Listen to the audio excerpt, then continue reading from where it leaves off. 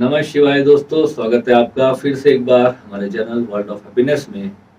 Astral travel के हमारे जो सेकंड एपिसोड में आज आपका फिर से स्वागत है। आज हम बात करेंगे कि एस्ट्रल ट्रैवल करना कैसे है।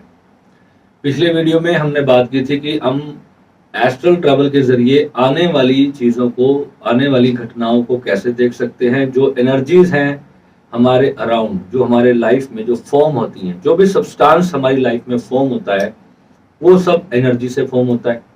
सब कुछ एनर्जी से बना है, ठीक है।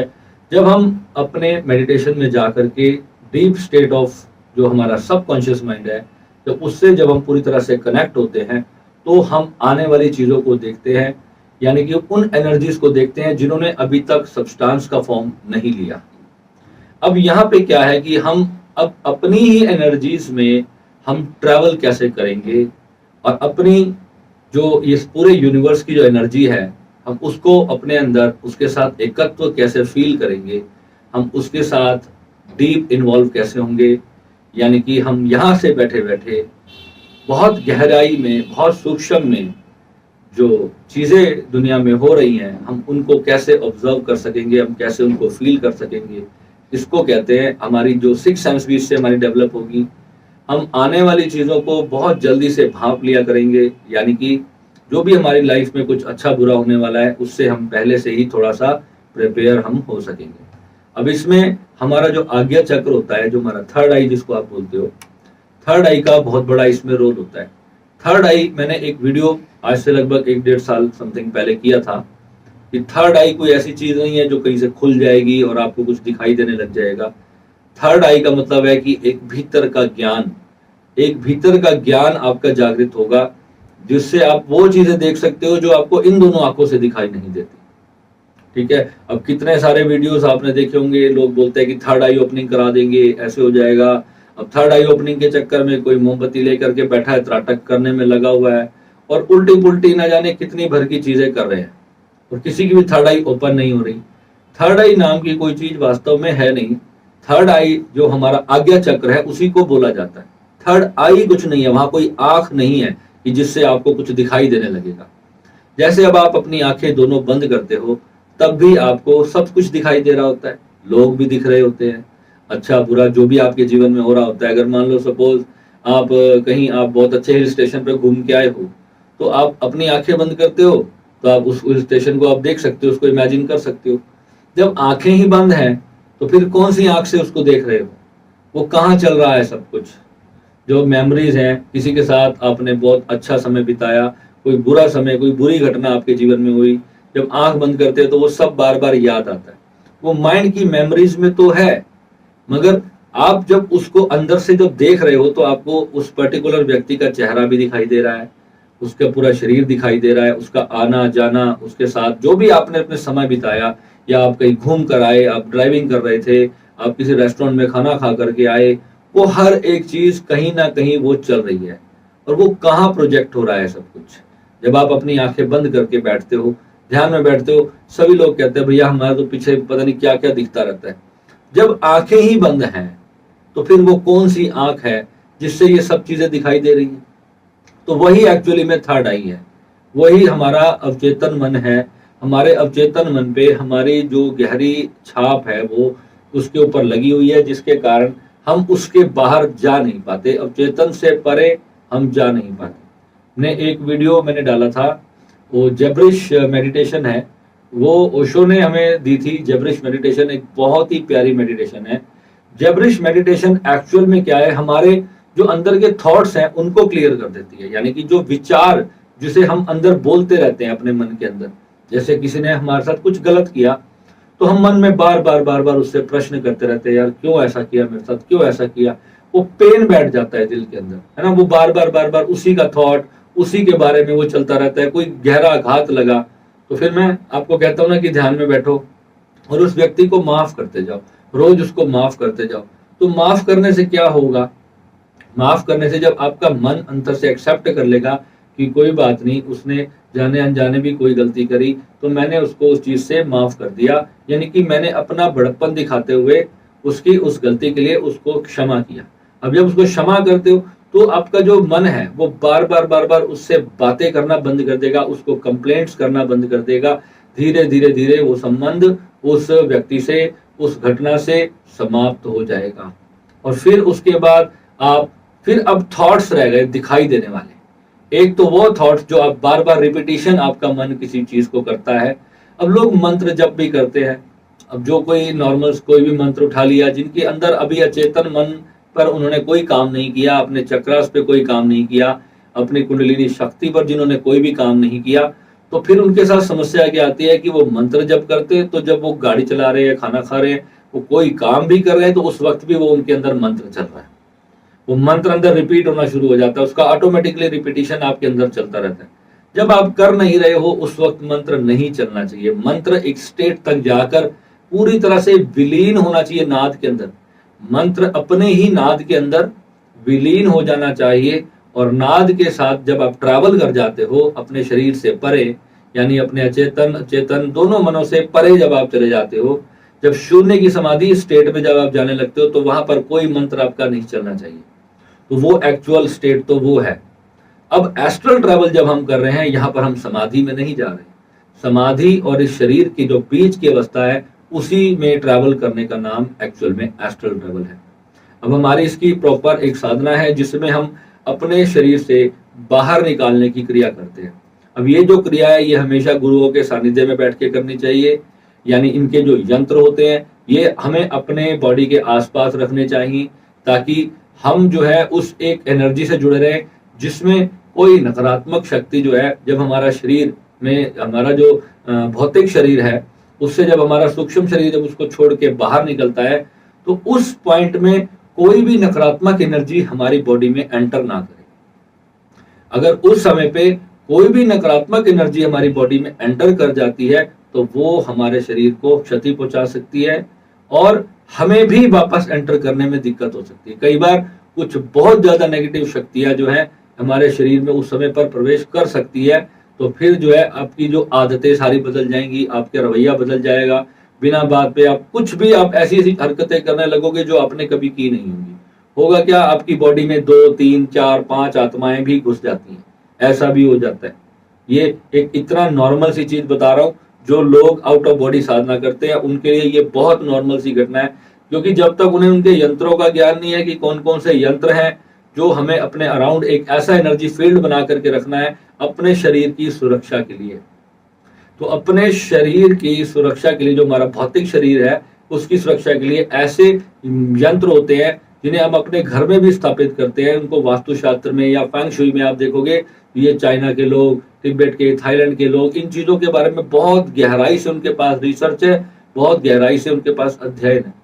और जब आप मेडिटेशन की एक बहुत हाई स्टेट पे चले जाते हो, तो आप यंत्रों से आ रही ऊर्जा को भी प्रत्यक्ष रूप से देख सकते हो। इतनी आपकी विजन क्लियर हो जाती है कि आप ऑरा देख सकते हो किसी इंसान का। बहुत आसानी से आप किसी इंसान को भी व्हाइट बैकग्राउंड की या लाइट बैकग्राउंड की किसी जगह पे खड़ा करोगे, तो आप उसको ऑरा को बिल्कुल क्लियरली देख पाओगे कि कितने प्रकार के कलर्स इसके ऑरा में से निकल के आ रहे हैं। इतना विजन इसमें जागृत हो जाता है।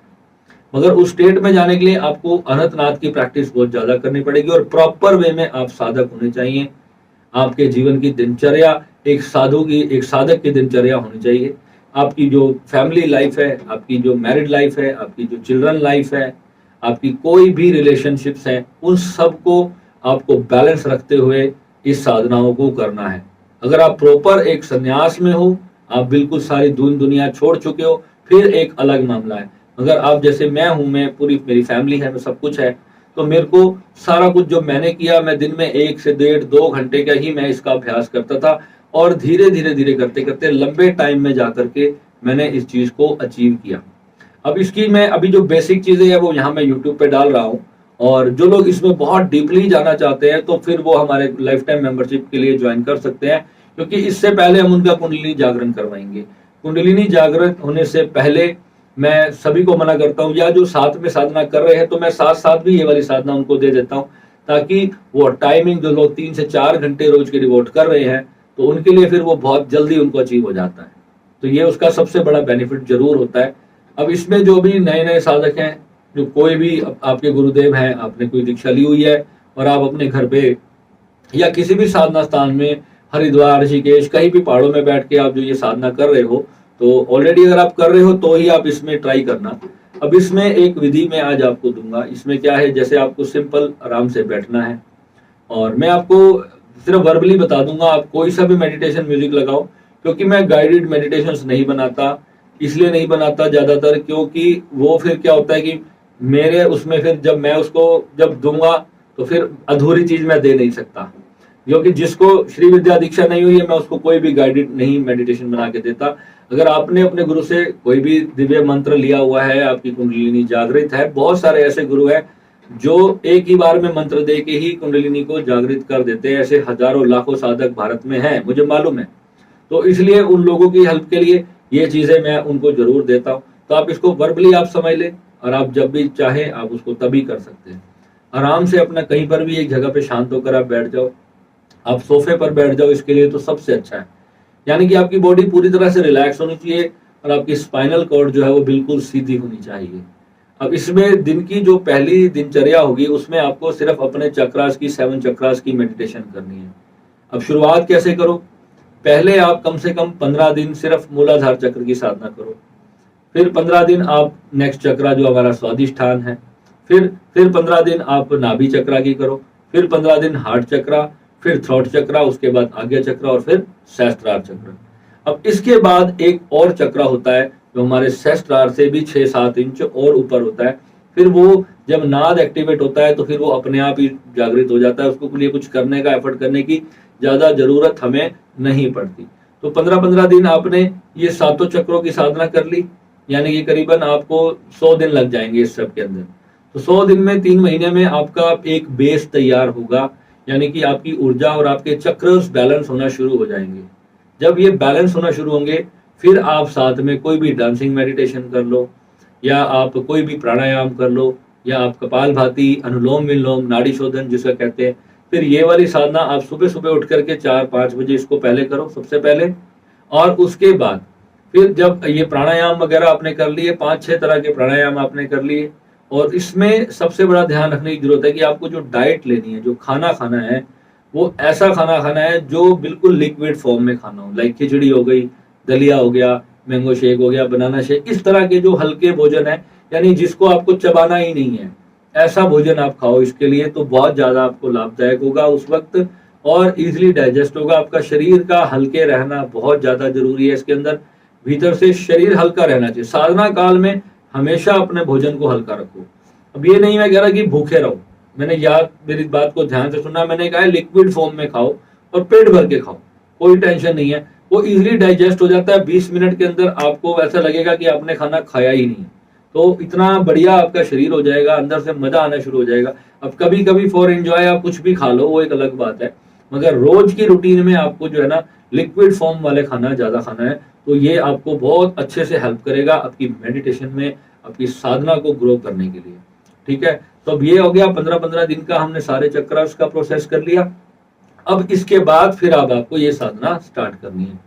तो यहाँ पे क्या करना है, सिंपल बैठना है और अपनी आंखों को बंद करना है। अपने भीतर से जो ऐसे आपको फील करना है कि जैसे कि आप अपने ही शरीर से किसी भी एक चक्रा को पकड़ लो, किसी भी एक चक्रा को। इसके लिए 2 चक्रा सबसे ज्यादा बढ़िया रहते हैं, आज्ञा चक्र और हमारा नाभि चक्र। और अगर और ज्यादा गहराई से आप जाना चाहते हो तो फिर आप सहस्त्रार को भी ट्राई कर सकते हो। तो आपको सिर्फ ये फील करना है कि आप इन तीनों में से किसी भी एक चक्रा से एक धुएं की तरह, एक ऊर्जा की तरह आप निकल के अपने शरीर से बाहर चले गए। अब आपका शरीर यहाँ पे आप एक तरह से डेड छोड़ दें, बिल्कुल लूज अपने शरीर को छोड़ दे। अगर आपका शरीर गिर जाता है तो ऐसा फील करे कि वो गिर गया, यानी कि आपको अपने अवचेतन मन को और अपने इस चेतन माइंड को ये इंस्ट्रक्शन देनी है कि मेरी जो चेतना है वो मेरे शरीर से बाहर चली गई है। यानी कि जो मैं हूं, अपने आप को ऐसा फील करें कि आप अपने शरीर को छोड़ करके बाहर चले गए। और अगर आपको फिर भी लग रहा है कि शरीर में कहीं पे कुछ झुंझुनाहट हो रही है, कुछ ऐसा फील हो रहा है कि नहीं अभी मैं पूरी तरह से बाहर नहीं गया, तो पहले फिर 1-1.5 महीने तक आपको फिर ये अभ्यास करना है कि आप अपने शरीर को छोड़ के बाहर चले गए। शुरुआती दौर में आप अपने नाभि चक्रा से ही निकलें। आपको यही फील करना है कि मैं अपने नाभि चक्रा से बाहर निकल के बस एक जगह पे खड़ा हो गया हूँ। अभी एकदम से ट्रैवल शुरू नहीं करना, अभी आपको सिर्फ अपने नाभि चक्र से बाहर निकल के सिर्फ कहीं बैठ जाना है और ऐसा फील करना है कि शरीर वहां पड़ा है। पीछे ऐसे ध्यान करो जैसे आप यहाँ से निकल के आप आगे निकले, आगे की ओर निकलोगे ना नाभि से, तो इस तरह से भाव करो कि शरीर पीछे ही कहीं पे गिर गया, कहीं पड़ा, मुझे पता ही नहीं कहाँ गया, मर गया वो। अब भूल जाओ कि वो शरीर है। ये फील करो कि मैं एक बिल्कुल हल्की बॉल की तरह, एक लाइट चेतना, एक ऊर्जा की तरह, एक एनर्जी फ्लेम की तरह जो है मैं कहीं इधर उधर आकाश में फ्लोट कर रहा हूँ। आपको इसको पूरा फील करना है। ये चीज आपको पूरी याद रखनी है जैसे मैं आपको बता रहा हूँ। अब आपको पूरी तरह से आकाश में इस तरीके से फ्लोट करना है। फ्लोट करते करते 1, 2, 2.5 महीने अगर आप पहले इसका अभ्यास करो और आसपास अपने शरीर से बहुत ज्यादा दूर नहीं जाएं। यानी कि ऐसा इमेजिन नहीं करना है कि आप अपने शरीर से कई हजार किलोमीटर दूर चले गए हो। कईयों को शौक होता है कि मैं ब्रह्मांड में जाके वहां सब कुछ देख के आऊं, तो ये सब चीजें इतनी जल्दी से नहीं करनी है। शुरुआत में आपको थोड़ा थोड़ा दूर जाना है, कभी 10 मीटर, 20 मीटर, 50 मीटर, ऐसे दूर जाओ। बहुत सूक्ष्म सूक्ष्म आपका जो है आज्ञा चक्र से जागृत होना शुरू होगा और आपको आसपास जो भी चीजें हैं वो धीरे धीरे फिर आपको दिखाई देने शुरू होगी। आप अंदर से इसको फील करोगे। और ब्रह्म ज्ञानी जब इंसान को उसको बनने में बहुत साल लगते हैं, वो इतनी जल्दी कभी भी ये अभ्यास नहीं करने चाहिए। धीरे धीरे अपनी साधना में ग्रो करोगे तो धीरे धीरे जो है आप अपने एस्ट्रल ट्रैवल को बहुत अच्छे से कर पाओगे। फिर आप किसी भी घटना को देखना चाहोगे तो आपको जो है वहां इतनी हजारों लाखों एनर्जीज है। समझो उस पर्सन के भी थॉट होंगे जिसके बारे में आप कुछ देखना चाहते हो, क्योंकि उसका माइंड भी यही सब प्रोजेक्ट कर रहा है जो आप प्रोजेक्ट कर रहे हो। वो जागृत में भी कर रहा है, सुप्ति में भी कर रहा है, स्वप्न में भी कर रहा है। तो एनर्जीज तो हमारे चारों ओर ब्रह्मांड में भरी पड़ी है। अब उसके अंदर से एग्जैक्ट घटना क्या हो रही है उसको फाइंड आउट करना बहुत मुश्किल बात होती है। अब आप ऐसे आपने देखा होगा कि बहुत सारे जो ऐसे सिद्ध गुरु लोग होते हैं, साधु संत होते हैं, लोग उनके पास जाते हैं, वो कहते हैं जी मेरा बच्चा गुम हो गया, तो क्या से कैसे आप बताओ कि कहाँ होगा। तो वो आंखें बंद करते हैं और अंदाजे से बता देते हैं। उनको दूर की चीजें दिखने लग जाती है, वो बता सकते हैं, उनका अभ्यास हो चुका है, वो इतने सालों से इस प्रैक्टिस को करते आ रहे हैं। यानी कि वो एस्ट्रल ट्रैवल में रहे हैं उस इतने सालों तक, और फिर जो है वो अचानक उस चीज को देख करके बता सकते हैं कि हाँ मुझे ये चीज दिखाई दे रही है। हालांकि उनका जो आइडिया होता है, उनको जो दिखता है वो इतना ज्यादा सटीक नहीं होता। मैं अपने उस एक्सपीरियंस से बता रहा हूँ, क्योंकि मैंने इसको बहुत बार आजमाया है और अपने जीवन में आजमाया है मैंने, और ये होता है 101% होता है। आप जब इसको करोगे तो 2, 4, 6 महीने के अंदर अंदर आपका विजन इतना ज्यादा डेवलप हो जाएगा कि काफी जो बेसिक चीजें आपके जीवन की होती हैं उसके अंदर आप उस घटनाओं को देखने लगोगे। आपको समझ आना लगेगा कि कब क्या क्या चीजें हो रही हैं। आने वाली घटनाओं को जैसे मैंने एपिसोड 1 में बताया कि आप सिर्फ एनर्जी को देखने की कोशिश करो कि क्या होने वाला है। ये मत कोशिश करो कि मैं क्या करना चाह रहा हूं, क्योंकि हमारा माइंड जो है ना एक ऐसी तिड़गम है, क्योंकि ये हमेशा वो प्रोजेक्ट करता रहता है जो हम चाहते हैं, तो वो ही हमें उस स्क्रीन पर दिख रहा होता है। और जब हम साक्षी होते हैं तो वो दिखता है जो होने वाला है। अब इस दो भेद को समझना, 2 LED चलती हैं हमारे अंदर और उसमें चलने में इतना सा भेद है, सिर्फ मात्र 1 सेकंड का भेद है। कि अभी आप मान लो मैंने आपको बोलता हूं कि आप किसी पर्सन के बारे में सोचो जिसको आप बहुत प्यार करते हो, अपनी फैमिली में, अपने घर में, किसी को भी याद करो। तो अब आप एकदम से देखोगे तो वो कुछ कर रहा होगा। अब वो हो सकता है आपने उसकी कोई पास्ट की घटना देखी हो तो वो कर रहा हो, कहीं पास्ट में उसके साथ खाना खाया था वो दिख रहा हो। अब आप बिल्कुल साक्षी भाव से शांत होकर के बिल्कुल अपने पीनियल ग्लैंड में केंद्रित हो जाओ। यानी कि दोनों आंखों के बिल्कुल पीछे और इधर जो साइड की हमारी जो ये चीजें हैं, यहाँ से अगर हम कोई रॉड डालें, यहाँ से डालें और यहाँ से डालें, तो वो ठीक सेंटर में जहां पर वो मैच होगी उसको बोलते हैं हमारा पीनियल ग्लैंड। अब वहां पर केंद्रित होकर बस ऐसे देखो कि बस सब शांत है, कुछ नहीं है। अब आप सिर्फ एक उस पर्सन का नाम बोलो जिसके बारे में आप देखना चाहते हो, और बहुत शांति से फिर अपने पीनियल ग्लैंड में ही रहना है। यानी कि आपको वो प्रोजेक्ट नहीं करना जो आप उसके साथ आगे जीना चाहते हो। तो ये वो पॉइंट बता रहा हूं आपको। वो प्रोजेक्शन नहीं करनी जो आप इन फ्यूचर उसके साथ करना चाह रहे हो, या कहाँ मिलना चाह रहे हो, या आप कुछ भी ऐसा सोच रहे हो। आपको पीनियल ग्लैंड में रह करके सिर्फ ये देखना है कि इन फ्यूचर क्या हो रहा है। वहां से शांत होकर के आप उसको देखो, और कुछ ही दिनों के अभ्यास के अंदर आपको पता चलेगा, अगर वो घटना एग्जैक्ट आपकी लाइफ में आ गई और 5-6 बार भी अगर आपने इसको एक्सपीरियंस कर लिया तो आपको फ्यूचर अपना देखना आ जाएगा। आप रोज इसको सुबह 1 घंटे तक प्रैक्टिस करो, ये आपका साधना भी हो जाएगी आपकी, इसमें आपका ध्यान भी होगा, आपका मन भी शांत होगा, आपके अंदर जो हेल्थ जो है आपकी, आपके अंदर जो एनर्जी बूस्ट होगी आपकी बॉडी के अंदर, सब ये इतनी प्यारी मेडिटेशन है कि यानी इसमें आप शून्य में भी स्थित हो जाओगे। इसमें आप आने वाली घटनाओं को भी देखोगे।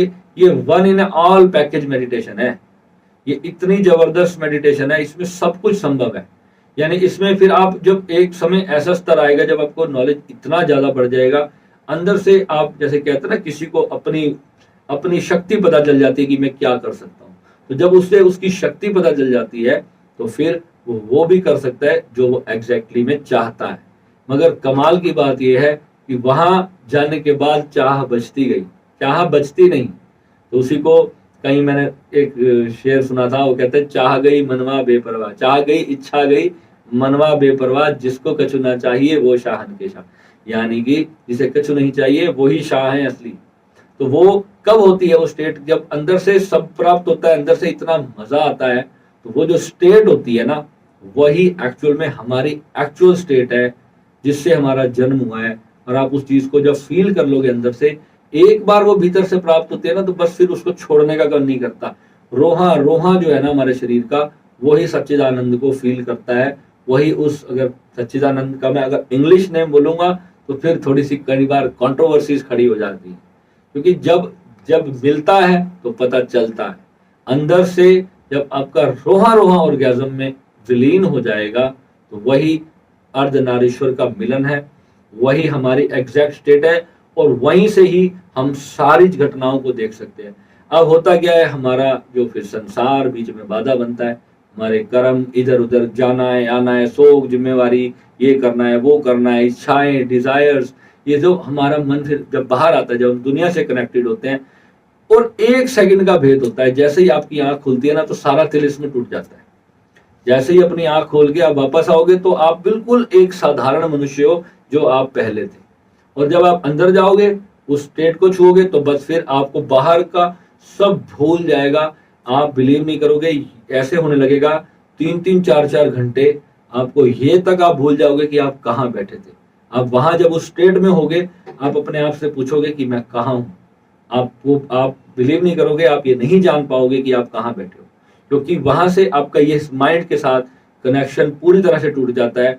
और वहां पे जो चेतना है वो परम चेतना है। फिर उसको कुछ नहीं पता कि दुनिया में आप मर गए, जी गए, क्या हुआ, बॉडी के साथ क्या हुआ, कुछ भी पता नहीं चलेगा। और यही हमारी डेथ के दिन होना है। डेथ के दिन होगा क्या, अगर हम अपने अवचेतन मन की ये मेमोरीज को भी साथ लेकर चले गए तो फिर हम रीबॉर्न में आएंगे।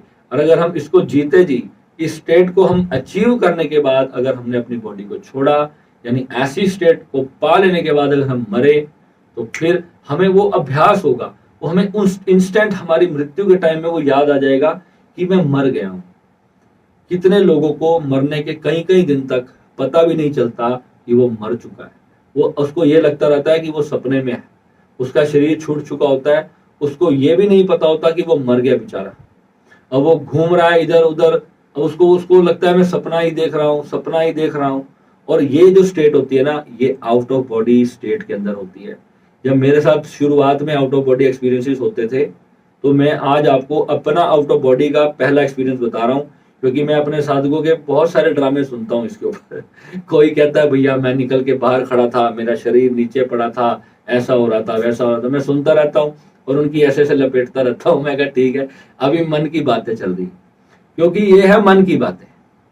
क्योंकि देखो, जिसको अनुभव हुआ नहीं, मेरे को समझने में कम से कम 3 साल लगे थे कि मैं अपने शरीर से बाहर जा रहा हूँ और भीतर आ रहा हूँ। पता ही नहीं चलता था कि कब मैं बाहर चला जाता था और कब मैं अंदर होता था।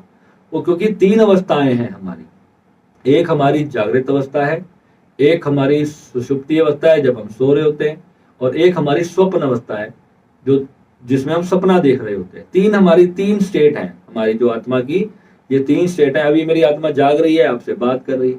जब रात को सो जाऊंगा तो मुझे पता ही नहीं होगा आप कहाँ हो। और एक स्वप्न अवस्था है जिसमें मैं सपना देख रहा हूँ या कुछ भी मेरे को दिखाई दे रहा होगा। तो ये 3 स्टेट्स है हमारी। इससे परे जो है वो सिद्ध अवस्था है, वही बुद्धत्व अवस्था है। वही जो तुर्यातीत है। इन तीनों अवस्थाओं से जो परे की अवस्था है वो तुर्यातीत अवस्था है। उसको जब हम जान लेते हैं ना, उसको ही पाना ही मोक्ष है। वही एक्चुअल में अवधूत स्टेट है। वो जब हमारे भीतर से वो उत्पन्न हो जाती है, उसी को सनातन में अवधूत कहा गया। वो अवधूत पद को प्राप्त हो गया, उसको कहते हैं वो अवधूत हो गया, चला गया वो। अब वो संसार में है भी और नहीं भी है, उसका वो सिस्टम है। अब समझो कि आगे क्या है इसके अंदर नेक्स्ट। अब जब मेरे साथ यहाँ पर होता था, तो मेरे साथ एग्जैक्टली क्या होता था, मुझे स्टार्टिंग में ऐसा लगने लगता था कि मैं सपना देख रहा हूँ और सपने में मैं कहीं आकाश में उड़ रहा हूँ और वहां पे मुझे चांद तारे न जाने क्या क्या चीजें दिखाई दे रही हैं। और मेरे को ये भी पता होता था कि मुझे अब उठना है, क्योंकि वो ऊर्जा उस वक्त इतनी हाई हो जाती है जब आप बॉडी से बाहर भी होते हो और आपकी सिल्वर कॉर्ड बॉडी से जब कनेक्टेड होती है तो आपके सर में बहुत जोर से दर्द होगा, क्योंकि ऊर्जा जो है आपका शरीर उसको पूरा एकदम बैलून की तरह फूलना शुरू होगा। यानी इतनी हाई एनर्जी आपकी बॉडी में उस समय कनेक्टेड हो जाएगी, जैसे कोई पंप से हवा भर रहा है। आपका शरीर एक फुटबॉल है और पंप की तरह से ये आपको सर मान लो, ये जो सर है वो एक फुटबॉल की तरह समझ लो, ऐसा होगा। और ऊपर से एनर्जी जो है आपकी बॉडी में कॉन्टिन्यूसली प्रवाहित हो रही है। ऐसा लगेगा कि अभी ब्लास्ट हो जाएगा। उस ऊर्जा को सहन करना आपको बहुत समय लगेगा, उस ऊर्जा को सहन करने में, क्योंकि हमारे चक्र जब तक पूरी तरह नहीं खुले होते हम तब तक उस ऊर्जा को फील नहीं कर पा रहे होते, हम उस अनंत को नहीं जान पा रहे होते। उस अनंत यानी हम खुद को ही नहीं जान पा रहे होते। तो वहां से जब हम उसको जान लेते हैं, एक बार हम उस जब हमारे सारे चक्र ओपन होते हैं, फिर हम बाहर निकलते हैं, उसको देखते हैं। अब वहां पे हमारे पास बॉडी नहीं है, बॉडी लेसनेस वाली स्टेट है। ना बॉडी है, ना माइंड है, ना आंखें हैं, ना कान है, ना मुंह है। तो कोई कैसे कह सकता है भाई कि मैंने अपने शरीर को देख लिया। अब यहाँ पे मेरा ओशो के साथ एक यहाँ पे मेरा कॉन्फ्लिक्ट खड़ा होता है, क्योंकि ओशो ने यहाँ पे एक बात बोली थी कि मुझे जब साक्षात्कार हुआ तो मैं पेड़ पर बैठ के ध्यान कर रहा था और मेरा शरीर नीचे गिर गया पेड़ से, और मैं वहीं बैठा रहा और मैंने देखा कि मेरा शरीर नीचे गिरा पड़ा है। तो यहाँ पर थोड़ा सा मेरा कन्फ्लिक्ट खड़ा हो गया, क्योंकि ऐसा अनुभव मुझे अपनी पूरी जर्नी में नहीं हुआ। और हमारे आश्रम में भी जब हम गुरु महाराज के सामने बैठ करके जब हम साधना करते थे, तो वहां पर भी हजारों लोग ये बात बोलते थे कि हम बाहर निकल गए, हमारा शरीर नीचे पड़ा है, हमें ऐसा फील हो रहा है। ये सब जो चीजें है ना, तो फिर वो कहाँ गए हजारों लोग? अगर वो सारे सिद्ध हो गए थे तो वो सारे आज कहीं ना कहीं दुनिया को ज्ञान बांट रहे होते। बस वो 4 दिन उन्होंने ये खेल खेला और 4 दिन में बाबा जी ने उनको अपनी शक्तियों से आउट ऑफ बॉडी कराया और वापस डाला और फिर उनको अनुभव कराया, और फिर जयराम जी की। अब वो कहाँ गई? उनकी जो सारी मेडिटेशन थी, जो इतना बड़ा ब्रह्म ज्ञान पा लिया, फिर कहाँ चला गया?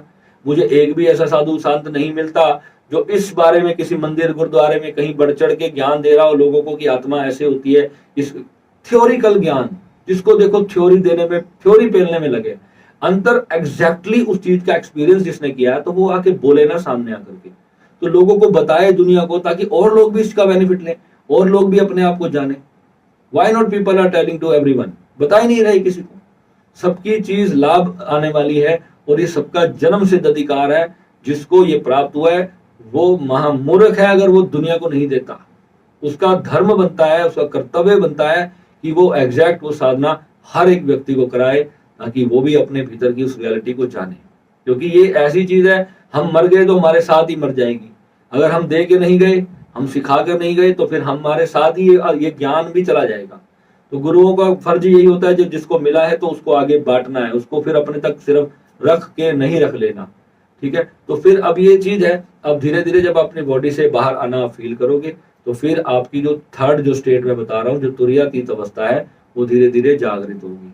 अब इस अवस्था तक पहुंचने के लिए मैं आज आपको जो बता रहा हूँ, हमारी जो श्री विद्या की साधना है, मेरी जिंदगी में उसका बहुत बड़ा रोल है। यानी कि उसके बिना मैं कहूं कि मैं इस अवस्था को देख भी पाता, कभी महसूस कर पाता, तो इम्पॉसिबल था। उस वक्त मेरे साथ क्या होता था, मैं अपनी आंखें खोलने की कोशिश करता था। यानी जब मैं अपनी तुरीयावस्था में होता था तो मैं चाहता था कि क्या है आसपास, मेरी आंखें क्यों नहीं खुल रही। मुझे ऐसा लगता था जैसे किसी ने मेरी आंखों पे पट्टी बांध दी, क्योंकि आंखें होती ही नहीं थी। आंखें होती ही नहीं थी, कान कुछ सुन नहीं पाते थे, कुछ मेरे को दिखता नहीं था, मैं कुछ स्मेल नहीं कर पाता था। मुझे ऐसा लगता था सांस घुट गया, जैसे सांस रुक गया। सांस लेने के लिए नाक चाहिए ना, नाक तो पड़ी है उस शरीर के अंदर। नाक तो उस मेरी जहां से मेरे को सांस लेनी थी, जो मेरे लंग्स, मेरी जो नोज, ये पूरा सिस्टम है, वो तो उस बॉडी के अंदर है। मैं तो बाहर चला गया, जो सांस को महसूस करता था वो बाहर चला गया। तो उसको सांस कैसे आएगी? सांस तो अभी आ ही नहीं रही। और जब इस प्रक्रिया को हम करते हैं तो हम सांस को पूरी तरह शिथिलीकरण करा के फिर हम इसको धीरे धीरे से बॉडी को बाहर लेकर के जाते हैं।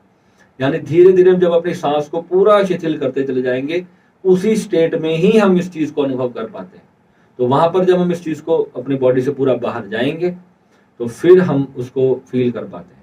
तो वहां पे क्या हुआ मेरे साथ, मैं आपको अपना एक्सपीरियंस शेयर कर रहा था। सारी चीजें ना क्योंकि मिक्स इसलिए हो रही हैं क्योंकि मैं आपको सिखा भी रहा हूँ और अपना एक्सपीरियंस भी साथ साथ शेयर कर रहा हूँ, ताकि आपको पता चले कि मैंने उस वक्त पे क्या किया था।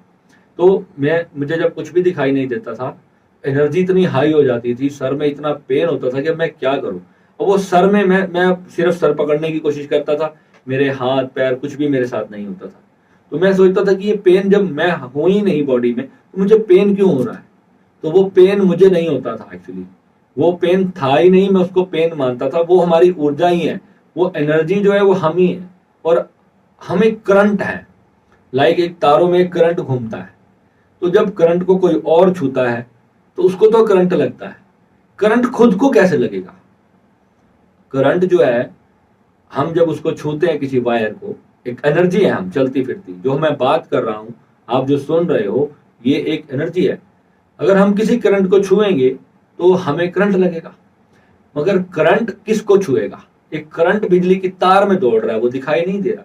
पीछे से स्विच ऑफ कर दो तो कोई करंट है ही नहीं वहां पे।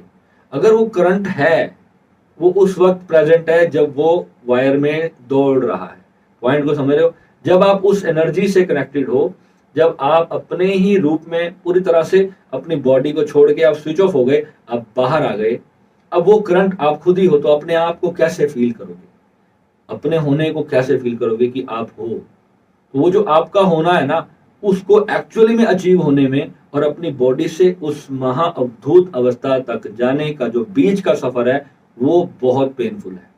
यानी कि जैसे एक माँ को कहते हैं ना डिलीवरी होनी है, कैसी पेन होती है, ठीक उसी तरह से ही वो एनलाइटनमेंट का जो सफर है, वो जो आप अपनी बॉडी के माध्यम से जब आप शून्य में विलीन हो रहे होते हो, वो जो पीरियड है, वो जब मर्जर होता है आत्मा और परमात्मा का, क्योंकि आप इतने सख्त अहंकारी हो, हम सब अहंकारी हैं, हम उसमें मिक्स होना चाहते नहीं। परमात्मा हमें ट्रैक करना चाहता है, अपने में समा लेना चाहता है, अपने में निचोड़ के पूरा मिक्सअप कर लेना चाहता है। मगर हम जो है ना, हम डरते हैं, वहां पे हमें डर लगता है, क्योंकि जैसा ही वो स्पर्श होता है, यानी एक आत्मा है एक परमात्मा है, ये आत्मा शरीर के अंदर है और बाहर सब परमात्मा है, ठीक है। तो जब हम उसके साथ एग्जैक्ट हमारा एनकाउंटर होता है, जब वो मिक्सचर होने लगता है ना, तो हम डिसॉल्व होने लगते हैं, यानी कि हमारी मृत्यु घटित हो रही होती है, हम मर रहे होते हैं। एग्जैक्ट वो क्षण होता है जिस दिन हम मरेंगे, जब हम एक्चुअल में मरेंगे और हमारी ये बॉडी हम पूरी तरह से जिस दिन छोड़ेंगे, वही स्टेट उस वक्त होती है जब हमारी एनलाइटनमेंट होती है। तो फिर हम जब उसमें जाकर जब मिक्सिंग होने लगते हैं तो हम मिट रहे होते हैं, हम नहीं चाहते मरना, हम मरना नहीं चाहते। बिल्कुल ऐसा ही लगता है कि आज मैं मर जाऊंगा, जैसे एकदम जैसे फिरकी की तरह घूम के कोई चीज, जैसे अचानक किसी एक ऐसे मतलब भंवर सा होता है, एक भंवर घूमता है और उसके अंदर आप जाने गिरने लगते हो, और उसमें जब आप गिरने लगोगे तो आपको कैसा लगेगा? एग्जैक्ट भंवर में आप अपने आप को बचाने की कोशिश करोगे, आप अपने आप को उस भंवर में गिरने से रोकने की पूरी शक्ति लगाओगे। और यही मैंने मिस्टेक करी, पहली बार मैंने ये मिस्टेक करी। जब मैं उसके अंदर गिरने लगा, जब मैं मिटने लगा, तो परमात्मा ने अपना पूरा बल लगा लिया मुझे खींचने के लिए, और मेरे अहंकार ने, मैं मरना नहीं चाहता था, मैं उसको छोड़ना नहीं चाहता था। किसको? अपने इस शरीर को, मैं इसको छोड़ना नहीं चाहता था। तो 1-2 साल तक मेरी यही घटना चलती रही, कभी मैं उससे टकराता, मेरा एनकाउंटर होता और फिर मैं वापस आता, फिर टकराता, फिर वापस आता, चलता रहा चलता रहा चलता रहा। मैं परेशान, मैं रात रात को अपना सिर पकड़ लेता था, ये मेरे साथ क्या हो रहा है। और मैंने इसके लिए भारत के एक से एक बड़े से बड़े गुरुओं के पास गया, मैंने किसी का नाम लेके भी मेरे को बड़ा दुख होता है। भारत के बड़े बड़े में समझ लो, अब जितने भी बड़े हैं ना, वो सारे इन्वॉल्व है उसके अंदर।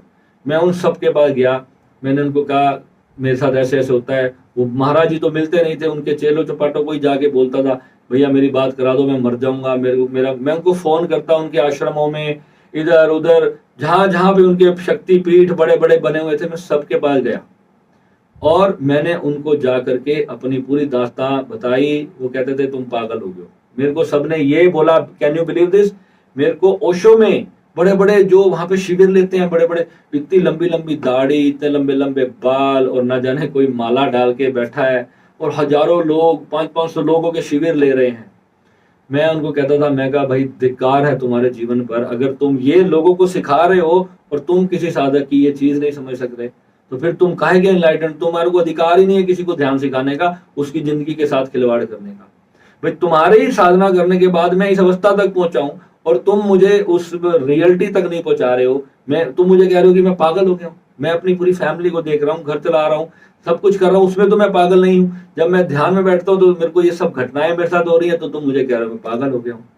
तो वहां से मेरे को एक दिन मिला, एक टीवी पर एक सीरियल आता था, बुद्ध का एक सीरियल आ रहा था, वो मैं देख रहा था। पता नहीं किसने, भले पुरुष ने वो बनाया था।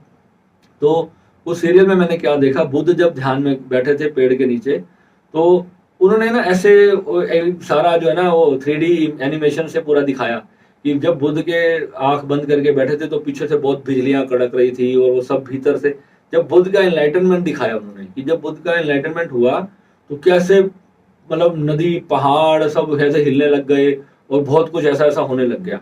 तो वो सीन मैंने देखा। तो बुद्ध ने उसके बाद ऐसे अपनी एकदम से अचानक से आंखें खोली और बुद्ध मुस्कुराए। इट्स लाइक ऐसा प्रोजेक्शन किया कि जैसे बुद्ध को एनलाइटनमेंट हो गया। तो मेरे को वो मैसेज शायद भगवान ने दिया, भोले बाबा ने दिया, या बुद्ध ने दिया।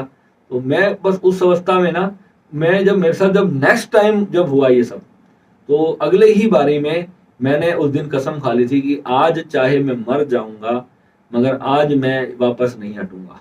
आज चाहे मेरी मौत का दिन हो, आज मैं उस भंवर में जाके देखूंगा कि उस भंवर में है क्या। और एक दिन मैं ऐसे ही एक राधा स्वामी की किताब पढ़ता था। मेरे दादाजी राधा स्वामी को मानते थे, उनकी किताब में लिखा हुआ था भंवर गुफा। तो मैंने कहा ये भंवर गुफा क्या है। तो मैंने अपने दादाजी से पूछा कि दादाजी ये भंवर गुफा क्या होती है। तो दादाजी कहते हैं जब सहस्त्र द्वार खुलता है तो भंवर गुफा आती है।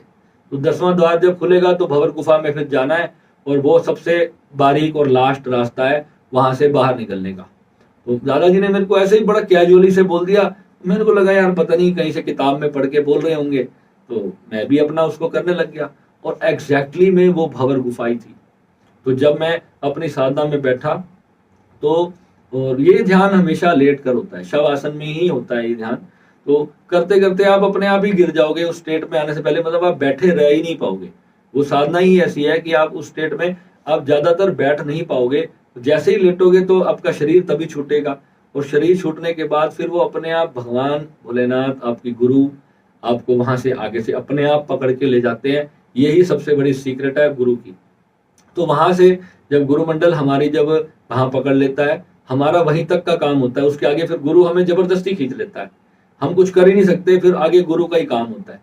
तो फिर वहां पे होता क्या है, तो फिर वहां पे जब हम उस भंवर गुफा में अपने आप को छोड़ देते हैं ना, तो ऐसे जैसे अगर सपोज करो कि आपने जो काजू बादाम होते हैं ना, काजू बादाम, अगर आपने उसको किसी मिक्सर में डाल दिया और बटन ऑन कर दिया तो कैसे होगा।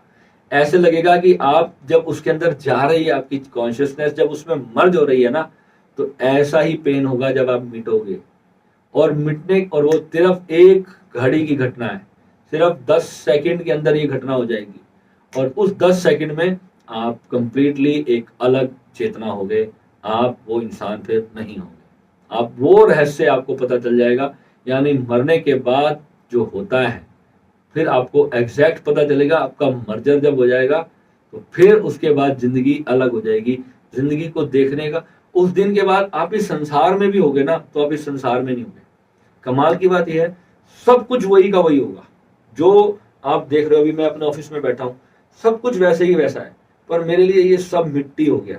मेरा ये शोरूम है, ये मैं बना रहा था जब मैंने इसके लिए सपने देखे थे आज से 10 साल पहले कि मैं ऐसे पीछे वाला घर खरीदूंगा और एक बड़ा सा शोरूम बनाऊंगा, यहाँ मैं इतना बिजनेस करूंगा, यहाँ पे कस्टमरों की लाइन लग जाएगी, फलाना ढिमकाना, वो जितने मेरे ड्रीम्स थे।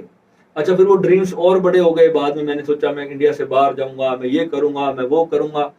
उस सारे जो सपने हैं ना, उस सारे गायब हो गए। वो 2 कौड़ी के सपने रह गए, उनकी औकात ही खत्म होगी जिंदगी से, जैसे कि कुछ है ही नहीं।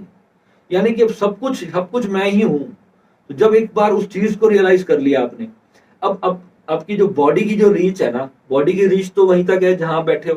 यहाँ से आप कितना भाग लोगे, 10 किलोमीटर, 20 किलोमीटर, या हवाई जहाज में बैठ के किसी दूसरे देश में चले जाओगे ज्यादा से ज्यादा।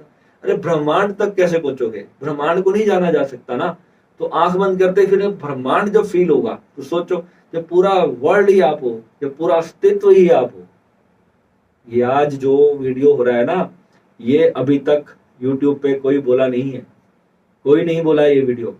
और मेरे गुरु महाराज यहाँ बैठे हैं मेरे साथ, और ये इन्हीं की कृपा है जो आज मैं आपको इतनी बड़ी बातें इतने सरलता से, मैंने आज आपको अपना पूरा एनलाइटनमेंट से लेकर अपनी साधना शुरुआत से एनलाइटनमेंट के बीच में जो बड़ी बड़ी घटना, जो सबसे अंतिम घटना हुई, वो आज मैंने डिस्क्लोज अप किया यहाँ पे। और ये मेरे साधकों के जीवन में क्रांति लाने के लिए इनफ है, अगर उनको समझ आ जाए कि कैसे क्या घटना घटती है और उस वक्त हमें डरना कब नहीं है। ओशो ने सच में अपने डिस्कोर्स में, ये मेरी घटना होने के 1 साल बाद मुझे वो डिस्कोर्स मिला, 1 साल बाद मुझे वो डिस्कोर्स मिला, और ओशो ने बताया उसके अंदर कि कैसे साधक वहां से भाग जाते हैं, जब वो चीज होती है तो भाग जाते हैं। और सच में मैं भागा था मैं, और ओशो ने कहा ये साधक जो गलती करता है ना, उसको फिर कई बार 10-10 साल लग जाते हैं, 20-20 साल लग जाते हैं, फिर वो उस अवस्था तक नहीं पहुंच पाते दोबारा। वो एक ही मौका परमात्मा देता है जीवन में, और अगर उस वक्त हम चूके तो हम वापस गिर जाते हैं। तो मैं अंदर से मैं इतना रोया, मैं इतना दुखी हुआ, मैंने कहा ओशो मेरा ये मौका कैसे चला गया, ये क्यों चला गया, मैं कैसे चूक गया, ये डिस्कोर्स मुझे क्यों नहीं मिला था। मैं उस घटना के सामने, उस भंवर गुफा में जाने का लिए रेडी था, वो सब मेरा हो रहा था, और मैं क्यों चूक गया उस घटना से, ये मुझे होता रहा। तो फिर मैं उस ओशो के डिस्कोर्स को मैंने जब सुना, तो फिर मैंने उम्मीद ही छोड़ दी साधना की। फिर एक दिन फिर मुझे एक डिस्कोर्स मिला, उसमें कहा कि फिर भी साधक को हार नहीं माननी चाहिए, क्योंकि पहुंचना तो उसको जब ही है, क्योंकि करेगा चलेगा तो ही पहुंचेगा। तो फिर से मैंने करना शुरू किया। तो एक दिन अचानक 2-2.5 साल हो गए, मैं भूल भी गया कि वो घटना कभी होती भी थी ध्यान में, और फिर अचानक से वो घटना घटी। और जब हुई तो उस वक्त फिर मैंने अपने आप को पूरी तरह से छोड़ दिया, और फिर अचानक से वो घटना घट गई। यानी कि ये एग्जैक्ट हमारे साथ होता है। जितने भी लोगों को भारत में एनलाइटनमेंट हुआ होगा वो इसी तरीके से हुआ होगा, इसके सिवाय और कोई रास्ता है ही नहीं। ये मैंने एग्जैक्ट गुरुओं के मुख से उनका एनलाइटनमेंट की जब स्टोरी सुनी ना, तो वो बाद में सुनी मैंने। मेरे को जब मैंने गुरुओं से पूछा कि आपको कैसे हुआ था, आपको कैसे हुआ था, तो फिर जब उन्होंने बताया तो वो बिल्कुल हम दोनों का बिल्कुल मैच कर गया। फिर मैंने कहा यार ये तो बिल्कुल सही है, तो मैं अब भगवान की कृपा से सही हूँ।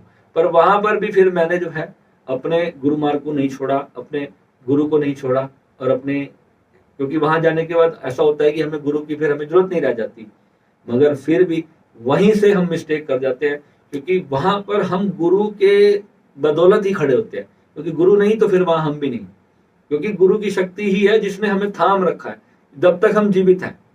यानी कि मृत्यु तक जब तक हम छोड़ नहीं देते अपने आप को। अब बाबा जी कहते थे उससे आगे फिर अभी और जर्नी होगी, जब हम ये शरीर छोड़ देंगे तो फिर हम एक ऐसे लोक में बैठ के फिर हम वहां साधना करेंगे। अब वो गुरु बताएंगे, इसीलिए कहते हैं कि गुरु गुरु होता है, क्योंकि जो उनकी जो स्टेट है और हमारी जो स्टेट है उसमें जमीन आसमान का अंतर होगा। क्योंकि बाबा ने कहा है कि वहां कुछ और जर्नी है, तो इसका मतलब वहां पे होगी। जैसे हम कहते हैं कि मरने के बाद हम पितृलोक में जाते हैं, पहले हम पितृलोक में जाते हैं, हमारा सनातन धर्म कहता है, हमारे सनातन काल में एंशिएंट टाइम से बात को माना जाता है कि मरने के बाद हम पितृलोक में जाते हैं। तो अब गुरुजी ने कहा है कि वहां कुछ ऐसी जर्नी होगी, वहां पे फिर हमें कोई और साधना करनी होगी, कुछ और हायर, क्योंकि भगवान शिव भी तो साधना करते थे। तो क्या पता, कई बार मुझे ऐसा ही लगता है कि अब शायद वहां से कुछ और करना होगा। तो अभी मैं गुरुजी से पूछता अब हमें क्या करना है, तो कहते हैं अभी बस तुम्हें वही करना है जो तुम कर रहे हो, और अब बांटते जाओ, अब बस तुम्हारा काम है बांटो, जो आए उसको दे दो। तो बस ऐसे ही जिंदगी आनंद से बीत रही है, आपके सामने बैठा हूँ और आप सबको भी सिखा रहा हूँ। ठीक है, तो आई होप आज वाले वीडियो में आपकी बहुत सारी जिज्ञासाएं शांत हुई होंगी, और ज्यादा से ज्यादा लोगों की सहायता करना। जो लोग भी साधना मेडिटेशन ध्यान अपने घर पे करते हैं उनके ये वीडियो जरूर भेजना, उनको ये हेल्प करेगा, बहुत ज्यादा हेल्प करेगा। उनको समझ आएगा कि उस वक्त किसी के साथ भी अचानक ये घटना घट जाए। हमारे यूएसए से एक सरदार जी है, वो वहां पर बैठ के वाहिगुरु जपते थे, तो उन्हें किसी ने भड़का दिया कि क्योंकि भाई ऐसे कुछ नहीं होता ये सब, क्योंकि उन्होंने ना उसकी कुछ समझने की कोशिश ही नहीं करी कि वो हुआ क्या एक्चुअली में। अब वो घटना उनके साथ होने लगी तो वो डर गए, अब डर के उन्होंने उसको छोड़ दिया साधना को। तो तो ये जो वाहेगुरु के जाप से उनको मिल गया। कमाल की बात देखो, सिर्फ वाहेगुरु जपते थे और उससे हो गई उनकी घटना।